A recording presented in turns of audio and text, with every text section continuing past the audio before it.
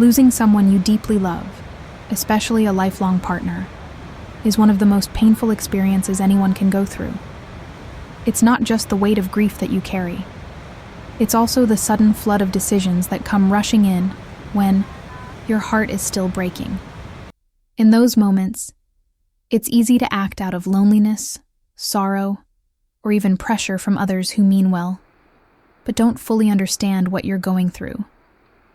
And sometimes those choices, made in the haze of loss, can lead to regrets, financial missteps, emotional setbacks, or even actions that slow down healing instead of helping it. The truth is, although grief is deeply personal, there are certain decisions best made with time, support, and clarity, not in the immediate aftermath of a devastating loss. In today's video, I want to walk with you through 5 important things you should say no to after losing your spouse, choices that many people make without realizing the long-term impact they can have. These aren't just common mistakes, they're traps that turn an already difficult time into something even more complicated. But by knowing about them now, you can protect your emotional, financial, and physical well-being as you navigate this incredibly hard chapter. So if you're ready to learn how to move forward with strength, wisdom, and care, stick around until the end. Avoid making major financial decisions too soon. After the death of a spouse, one of the biggest pitfalls people fall into is making big financial moves too quickly. Suddenly, you're faced with questions. What do I do with the house? Should I sell it? Do I keep the joint accounts? How will I manage everything on my own? Grief makes decision-making especially difficult. Your mind isn't clear. Emotions are high. And yet, life expects you to keep moving forward. During this fragile time, many people feel pressured, by others or even themselves, to get back on track. They might hear advice like, you should downsize, sell the house, or start fresh somewhere else. But here's the reality. Grief clouds judgment. What feels right in the moment may not be what you truly need later. Take Helen, for example, a woman in her mid-70s who lost her husband after 40 years of marriage. Encouraged by friends and family, she sold their home within a few months and moved to a new city. At first, it seemed practical. Less responsibility, a clean start. But as time passed, she realized she had acted out of fear and urgency, not true readiness. She missed her neighborhood. She missed her memories. And most of all, she missed the comfort of staying where her journey with her husband had unfolded. Letting go of the past is part of healing, but so is giving yourself permission to take your time before making irreversible changes. This applies not just to real estate, but to investments, retirement plans, inheritance decisions, and even large financial gifts. Tragically, many grieving spouses also become targets of financial exploitation.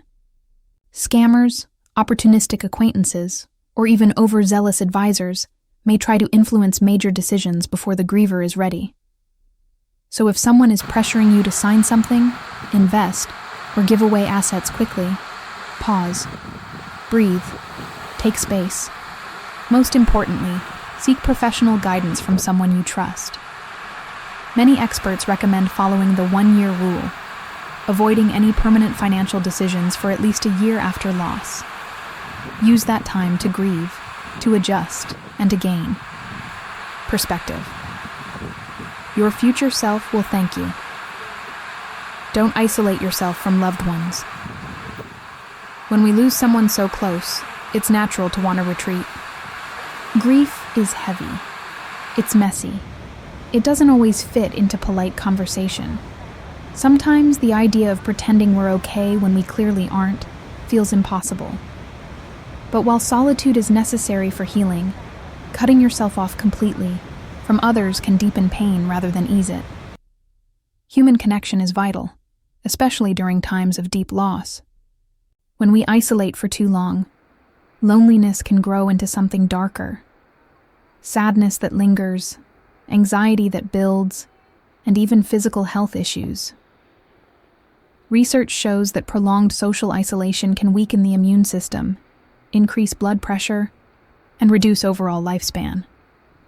On the other hand, maintaining even small connections, answering a phone call, meeting a friend for coffee, joining a support group, can create a sense of belonging and offer subtle but meaningful comfort.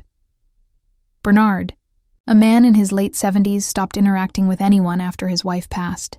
He skipped calls, avoided gatherings, and rarely left his home. He thought he was protecting himself. That being alone was easier. But months later, he felt worse. His energy dropped. His appetite faded. His days blurred together. It wasn't until a kind neighbor gently invited him for coffee that something began to shift. That single moment opened the door to reconnection, slowly bringing color back into Bernard's world. Not because the grief disappeared, but because he no longer carried it alone. The key isn't pushing yourself into big crowds or forced conversations before you're ready. It's taking small steps to stay connected, even showing up empty-handed. Just sitting quietly among others. Sometimes presence speaks louder than words. Also, be careful not to unintentionally push away the people who care the most. Grief can make us irritable, distant, or withdrawn. But remember, your loved ones may not understand exactly what you're feeling, but they want to be there for you. Their silence isn't indifference. Their awkwardness isn't neglect. Let them in, even little by little. And if possible, seek out others who've walked a similar path. Support groups, community programs, or online forums can provide a safe space to share, listen, and heal. Because while grief has no timeline, healing often grows stronger in the company of others. Don't neglect your health and well-being. When you lose a spouse, it's easy to forget yourself in the process. Your body feels tired. Your mind feels foggy. The routines you once followed easily now seem overwhelming. But ignoring your health, whether physically, mentally, or emotionally, only adds to the burden of grief. Grief isn't just psychological. It affects the body in profound ways. Studies show that bereavement increases the risk of heart disease, weakens immunity, disrupts sleep patterns, and even impacts cognitive function. Some people stop eating regularly. Others lose interest in exercise. Medications get forgotten. Appointments postponed. Samuel, an 81-year-old widower, stopped cooking for himself after his wife died. He convinced himself he wasn't hungry. He survived on snacks and microwave meals. Within months, he felt weaker, tired, drained. His daughter noticed the change and encouraged him to start nourishing himself again. Once he did, even slowly, he found his energy returning. His mood improved, and he felt more present for the grief he was walking through. Self-care during this time isn't selfish. It's essential. Simple things like regular meals, hydration, movement, and rest can make a huge difference. Even light activity, like daily walks or gentle stretching, can help reduce stress and improve mental clarity. And don't skip medical checkups. If you haven't seen a doctor in a while, schedule an appointment. Managing chronic conditions, getting proper prescriptions filled, and addressing new symptoms can prevent bigger problems down the road. Equally important is your mental health.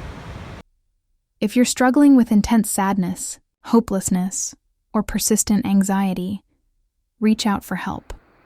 Talk to a counselor. Join a grief support group. Confide in someone you trust. There is no shame in asking for help. In fact, it's one of the strongest things you can do. Your spouse would have wanted you to take care of yourself. Healing doesn't mean forgetting them. It means honoring their memory by preserving your own life, because your story still matters. Your health still matters. And your well-being deserves attention, even now. 4. Be cautious about starting a new relationship. Too soon. Losing a lifelong partner leaves a void that's hard to describe. For decades, you shared your life with someone, your dreams, your struggles, your everyday routines. And suddenly, that person is gone. Loneliness becomes a constant companion. And in that space, the idea of finding new companionship can feel tempting. While there's nothing wrong with seeking connection, jumping into a new relationship too soon can lead to confusion, regret, or even deeper emotional wounds.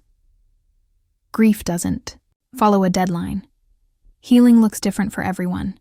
Some may feel ready for companionship within a year. Others may need much longer. But when emotions are raw and vulnerable, entering a new relationship can easily stem from a place of neediness rather than genuine readiness.